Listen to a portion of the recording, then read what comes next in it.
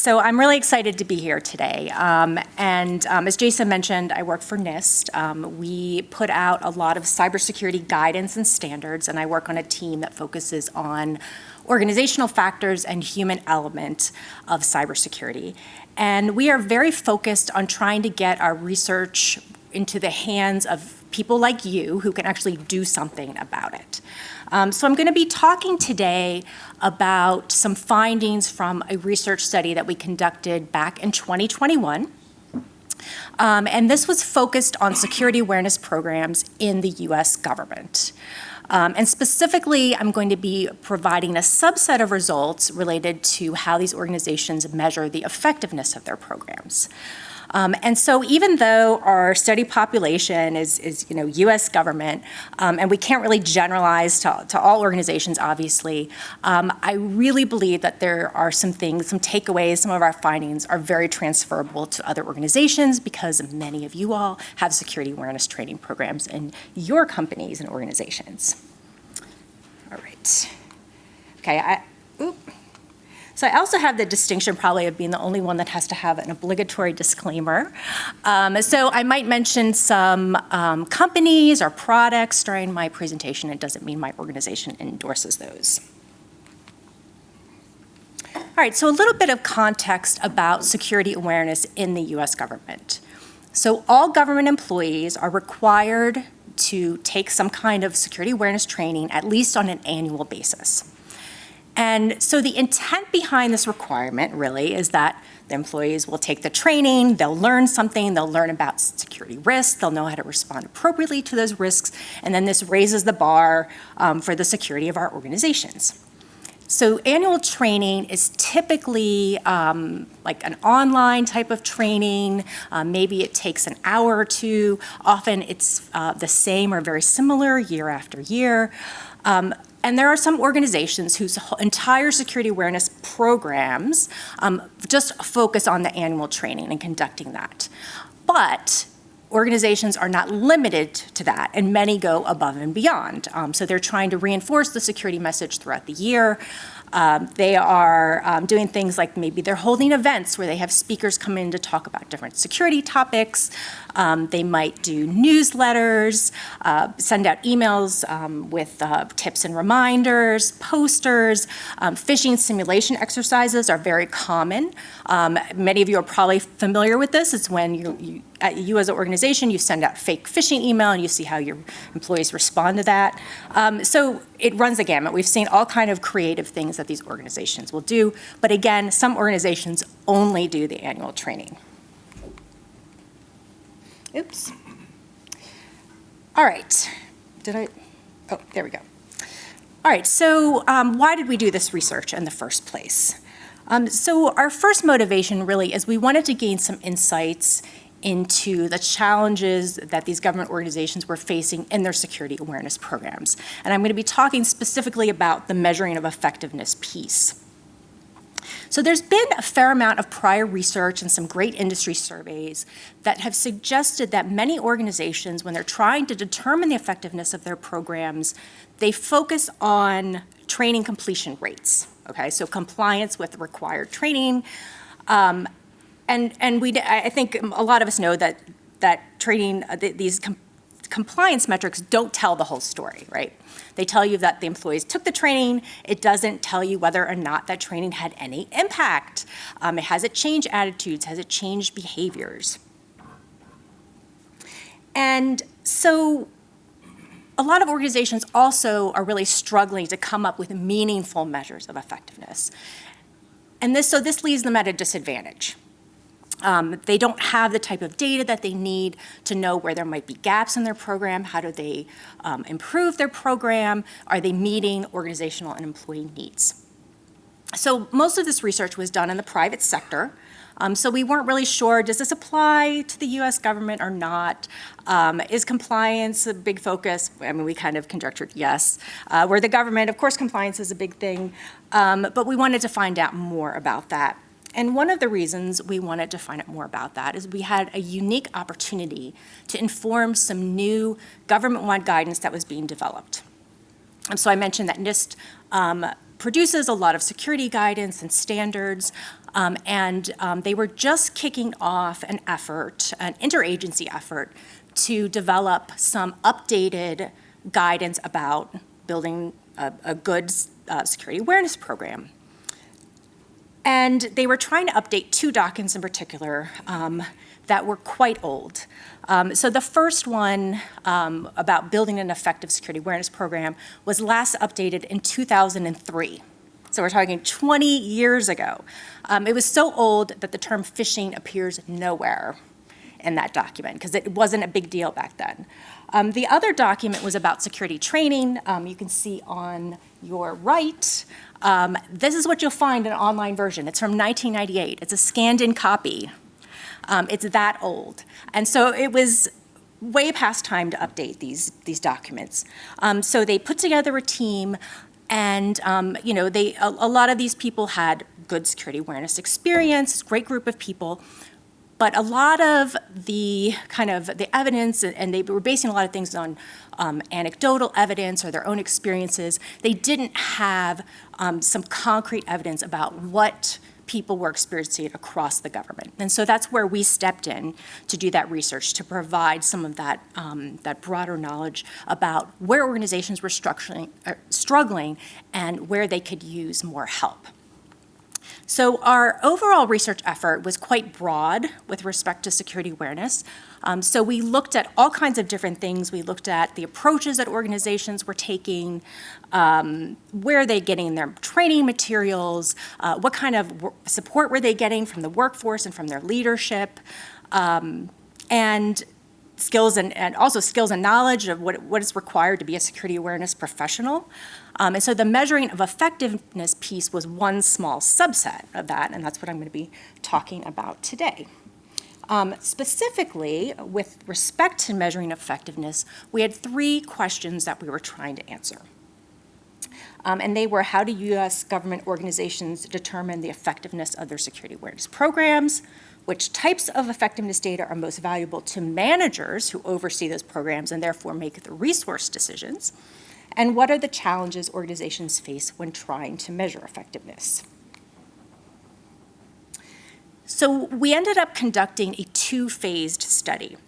So we started with focus groups. We did 8 focus groups of individuals, government employees who were involved in implementing their security awareness programs, or who were managers or executives who were in charge of overseeing those programs and were very familiar with those programs. And we started with focus groups because we wanted to get a lay of the land of what was happening with security awareness.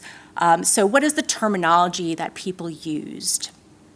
What were the topics that they discussed most passionately? What were the struggles that they were having? And so we took that data and we used that to inform a survey that was completed by a larger number of people.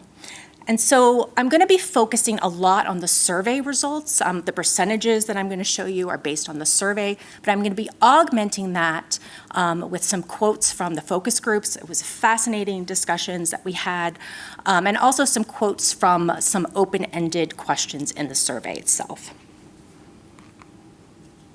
All right, so who took the survey? So they were a diverse group of people. They represented different roles with respect to security awareness. So some of them identified themselves as being the program lead. Some were dual-hatted between being the lead and a manager. Some just were kind of team members. And about 9% said that they were managers or executives who oversaw the programs.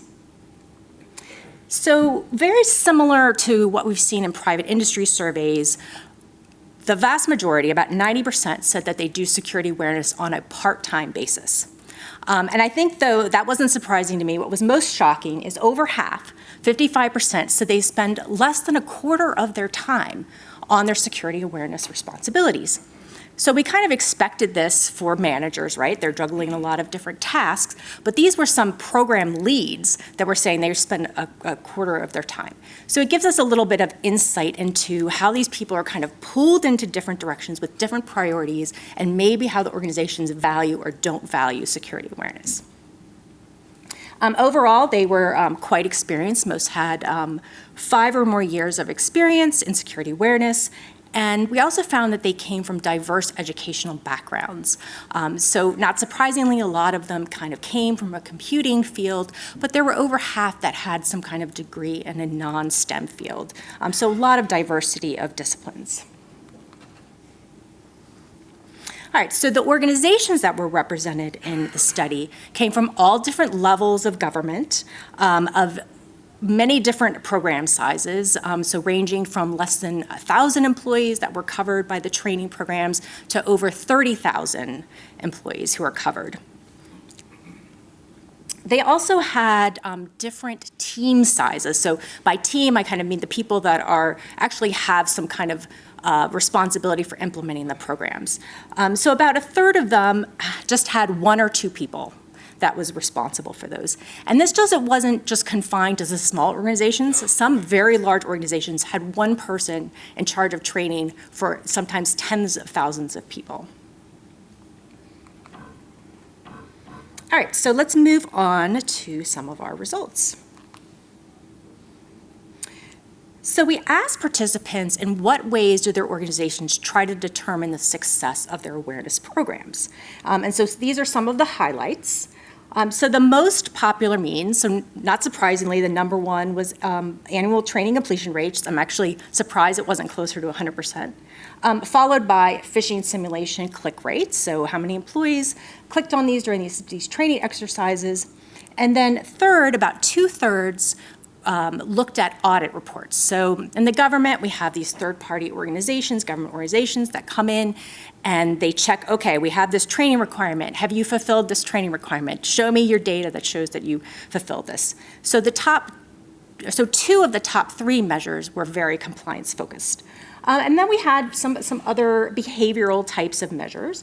Are employees reporting phishing? Are they reporting security incidents? What kind of security incidents involve the employees themselves? How are they doing in that respect? And a lesser amount actually conducted employee surveys. But the organizations, especially those in the focus groups that discussed this, found them to be very valuable. So we have a quote from one of our focus group participants talking about for all their virtual events, at the end of their training, they have a survey and they ask people, was the training effective? Now, of course, this is self-report data. Even though they say it's effective, doesn't necessarily mean it translates into action, but it gives you a little bit of the pulse of what employees think of the training. And then finally, we had 4% that said that they don't try to measure effectiveness at all. We then asked them, well, how do you use this kind of program effectiveness data? And again, not surprisingly, most of them said that they use it to demonstrate compliance with the training requirements. 71% said that they use it to improve and inform their programs. Great, very positive. And over half said they use it to show the value of the program to leadership.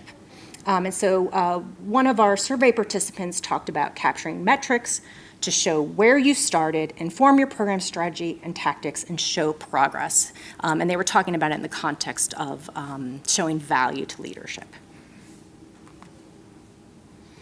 All right, so I mentioned that we were very interested in compliance, how people felt about compliance. So we asked the survey respondents to rate their level of agreement with 2 statements, so on a scale from strongly disagree to strongly agree. And the first statement, now this is their opinion, their perception of leadership, was among leadership, compliance is the most important indicator of success. And so over half, 56%, agreed or strongly agreed with that statement. And then we asked them, well, what do you think? As a security awareness person, what do you think? And slightly less, but still close to half, 47%, agreed or strongly agreed with that statement. And we had some great discussion in the focus groups centered around compliance. And a lot of discussion about how, compliance, we have to do it, we've got to report these training completion rates. It doesn't tell you, again, the whole story. It doesn't tell you whether it's resulted in behavior changes. But it's something that management cares about. So we have a quote from one of our focus group participants who said, management pays attention to things with the compliance. Now, that doesn't identify effectiveness, but it does help increase management awareness and attention to supporting these programs. In the focus groups, our participants identified a number of challenges that they experience when trying to determine their program's effectiveness. And so we took those challenges and we asked survey participants to rate the level of challenge that they experienced with each of those activities. So we found that 44% said that determining what and how to measure effectiveness was either very or moderately challenging. Over a third said that effectively presenting this effectiveness data to leadership was challenging. Almost half said that synthesizing data from multiple groups to inform their awareness programs was challenging.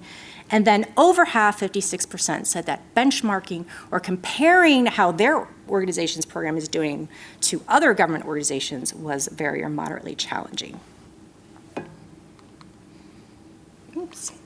And then finally, we asked them, well, how successful is your program overall? So despite, hearing about all these challenges and struggles, and they're not sure what to measure, and they're not sure if their program's effectiveness, the overwhelming majority, 77%, rated their programs as moderately or very successful. All right, so now on to some takeaways, which are really just suggestions for how can we help organizations progress in measuring effectiveness of their program so that we can move from this compliance into more of this kind of impact thinking. So the first three suggestions are really for organizations that are the ones instituting policies about training requirements. They're for organizations such as NIST, that is developing guidance on these programs, and for oversight organizations, so anyone charged with enforcing these requirements. So the first suggestion is to develop some kind of standard on what should be measured. We know in the survey that people are struggling with this. In the focus groups, we found that people were really clamoring for more guidance on what should I be measuring and how should I be measuring it. They're kind of overwhelmed. They're only doing this part-time. They wanted to know, what's working, what can really get us to the next level and understanding behavior impact. Second is facilitating benchmarking and sharing. So lots of organizations want to know, well, how am I doing compared to everyone else? We had this conversation with the CybSafe people and with the organizational cultural metrics and kind of, and being able to tell, like, how do they compare to others? How are they progressing over time? And there's really not any good data within the government, and I'm going to go out on a limb and say in a lot of sectors, there's not a lot of good data about how other organizations are doing. So they really wanted this type of, aggregated data. But also, they really love sharing lessons learned with other similar organizations, especially. So there's some great kind of annual conferences for security awareness professionals. NIST hosts now it's a quarterly forum for people to kind of share some of the approaches that they're taking. But they really wanted more of a real-time forum where they could post a question and have someone have an answer. Like, okay, we tried this, and my organization, this is what worked. This is how we overcame this barrier. And I believe that there's an industry one that people might be familiar with. SANS has a security awareness forum, but they specifically wanted one that was sector specific, so with more similar organizations within the government, so they could share those lessons learned. And then in these policies that we have, these training directives, making sure to emphasize impact over compliance. Getting back to what is the purpose that we're doing this training. Okay, so it's for behavior change, so we're not just going to say you have to report training completion rates. We're going to tell you you need to support, or you need to give us back some kind of behavioral impact type of measures. And so again, that shift away from, it's not just about doing the minimum to be compliant, it's about actually fulfilling the intent of the requirement. And then finally, some suggestions for what programs can do themselves. So first, developing and documenting the plan for how you're going to measure effectiveness. So this really starts with writing down what are the goals of my program. And then what type of data do I actually need to determine whether I'm reaching those goals? And then finally, how do I go out and collect that data? Having kind of a standard operating procedure, having a justification behind your decisions. This is really important for continuity. I've heard from a lot of people that there's a lot of turnover in security awareness. So having that historical knowledge is really important. And then revisiting that plan on a periodic basis. Is it still meeting our organization's needs? Are there things we need to tweak? Is there new data available that we want to incorporate? Those types of things. Then synthesizing data from multiple sources. Again, to get a holistic view, you have to go beyond the kind of the one-dimensional training completion rates. We want to look at not just compliance. I mean, we have to look at training compliance types of things in the government, but going beyond getting those behavioral measures, those metrics. But also merging quantitative data with qualitative. So when I was doing some of the research review, I was kind of stunned. There were several researchers that said, okay, all of your security awareness program metrics need to be numeric, quantitative, like concrete. That's the only thing that is going to move leadership. Like that's the language that they speak. And quantitative metrics you absolutely need. They tell you the state of what's happening now. So things like security incidents, okay, people are having problems with this. Help desk calls, okay, is a treasure trove of information about where your users are struggling. All of that is great. It identifies symptoms that there's a problem. But then you need to get to the root cause. The why is this happening? Why are people actually struggling with this? What do they think needs to be done in the organization? What do they need to do a better job or be more knowledgeable? And are there gaps? How can we improve our program? And to do that, you need to go to the source. You need to talk to your employees. You need to ask them about what challenges they have and their ideas. And so you can do this through anonymous surveys. You can do this through kind of small focus groups, talking to individuals, especially individuals that you know are particularly struggling, those types of things. So both quantitative and qualitative is really important.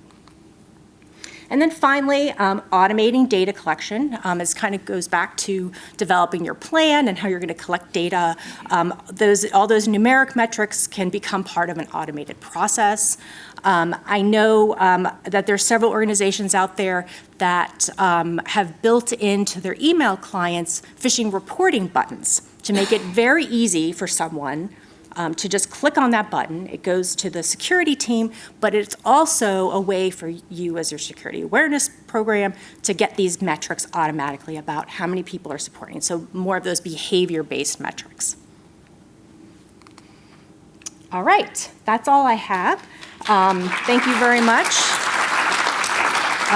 Please check out our usable cybersecurity webpage. We do research in all kind of different things, ranging from IoT to children's security and privacy to the security awareness work. And we've got lots of stuff on there, and we're always looking for feedback. So open for questions. Great, thanks. Great, thanks. Questions? Thank you so much, Julie. That was a really interesting talk. I think one of the questions I have is, in terms of reaching a wider audience for an organization of, say, 150,000 employees, for instance. I know you talk about surveys and interviews, but that's pretty much impossible with that number. How would you say, number one, encourage people to do the survey? You know, we're encouraging them to voice their opinions, and their opinions matter. But then we're seeing, for example, 8% of people completing that survey. So how would you recommend going about encouraging employees to complete the survey? And number two, how do you reach that wide audience? Great questions. I mean, we actually had several people in the focus groups that were in that situation that had very large organizations. And what they did was they had what they call security champions. They had different names for them, but so they had people, especially in organizations that are spread out regionally, right? They had someone in the different regions, or maybe someone in a specific kind of work group who were kind of an extension of the security awareness program. So these were people that were trusted insiders within that piece of the organization that were responsible for relaying information, really tailoring it to the needs of that particular group. And I think having more of that personal connection with people, and then that can kind of increase the likelihood of people like feeling that they can speak up about, their feedback, or personally inviting them to take surveys. So you can't do it with one or two people across that. You're right, because then everything is very generic. One of the speakers earlier today mentioned about kind of this one-size-fits-all approach that just really doesn't work for people. And so having that trusted insider, that's an extension, can really be helpful.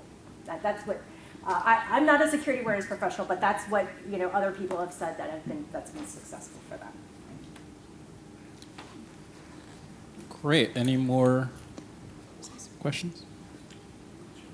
Thank you very much. That was music to my ears.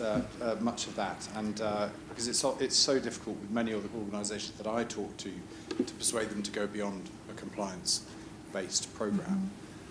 To what extent will what you've talked through today be reflected in the updated NIST cybersecurity framework? That is a fantastic question. I don't know exactly the answer. We have been, I haven't seen the draft because they were working on it the last that I heard. We've been in touch with that team multiple times. We've given them kind of sneak peeks of what we've been finding. So they have said it's a very useful, and it's really helped them. So I haven't seen the draft yet, though. Like I said, it should be out in the next couple months. So please do, when it comes out, maybe I can send something, a notification to you all, and you can send it to all the attendees to let them know. The public comment period is usually, I don't know, 30, 60 days. So it's an appreciable amount of time. Please do provide feedback on how helpful that type of information is. I heard it might have landed today. Oh, so okay. That Okay, period is that's faster than I thought. My update is about a month. I may be wrong, but Okay, I think so. I'll take a look. Okay. We wait. All right. And they got it through their approvals really quickly then, so we have to go through all kind of wickets to get it approved for publishing, so that's great. Thank you. Any more questions? Okay. Sorry. Yeah. No, that's completely fine. Hi, so I'll out myself here. I work with SANS, and I work on the security awareness side and delivering training. An awful lot of what you're saying is reflected in industry, and I think we've done a lot of work over the years looking at this. I was wondering how much of this research you're actually sharing with people like Lance, just to see, almost sense check and say, yeah, some of this will be government specific, but an awful lot of it feels very familiar. Yes. Yeah, we have shared it with Lance, and he's given us really positive feedback. He was actually kind enough to let me temporarily join the mailing list, the forum, so that I could advertise this type of our survey when we had it a couple years ago. And they've been a great, again, my opinion only, and this is not endorsing, great resource for all kinds of information about, like, even recommendations for what to measure, how to measure, looking at the program holistically, how do you approach the program? So there's lots of good information out there already. A lot of people just don't know about it, I think. And then when and I mentioned that NIST has this kind of quarterly form, a lot of people in the government, they had no idea, and they're like, oh yeah, I'd be really interested in doing that. So, so getting the word out a little bit, I think would help a lot. And I can't let you not have one of my questions. Okay. All day I've written loads of questions, and then you all have been so active in asking questions, they've all gone to waste. So I'll stick one of mine in. So people comply because they're often legally required to, or companies comply because they're legally required to comply. How do we nudge companies to care about this and take this seriously and actually move beyond compliance and think more about behavior change and sort of see the positive in the long term? Do you have any sort of pearls of wisdom? That's an easy solution. Pearls of wisdom to share there. Yeah, I mean, that's a huge challenge. Sometimes it's about, especially for private companies, it's about how poor security affects their bottom line. I did some research a few years ago for my dissertation about people that are advocating for cybersecurity and trying to persuade organizations.